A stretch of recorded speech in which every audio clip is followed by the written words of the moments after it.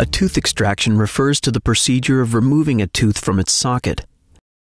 Before we start, it's important that you notify your dentist of your medical condition, such as whether you have any artificial joints, diabetes, or a history of heart and valve conditions. You should also inform your dentist of any medications you are currently or have previously taken, such as Redux, Fen-Phen, blood thinners, or importantly, medications that contain bisphosphonates, like Fosamax. So here's how an extraction is done. First, a local anesthetic is applied to make the procedure more comfortable. In some cases, your dentist will elect to use nitrous oxide gas in addition to the anesthetic. Once the area is numb, the extraction begins.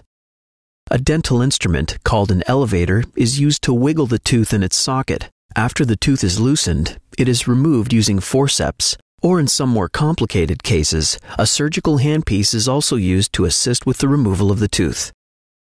Like most other procedures, tooth extraction is not free of possible complications. You should be aware that there is a slight chance of infection, tenderness, prolonged bleeding, dry socket, and loosening of neighboring teeth or their fillings or crowns. Another rare possibility is a tooth being displaced into the sinus during an extraction of an upper tooth. Lastly, jaw fracture is also a very rare possibility. You need to be aware of the importance of replacing this missing tooth. Why? Once a tooth is removed, the space created by the missing tooth will allow the surrounding teeth to shift into that space. This shift could cause a misalignment in your mouth that can result in chewing or jaw joint problems. These shifted teeth are harder to clean, making them more susceptible to gum disease, decay, or even additional tooth loss. For these reasons, it's important to replace the tooth with a dental appliance such as a bridge, a removable partial denture, or an implant.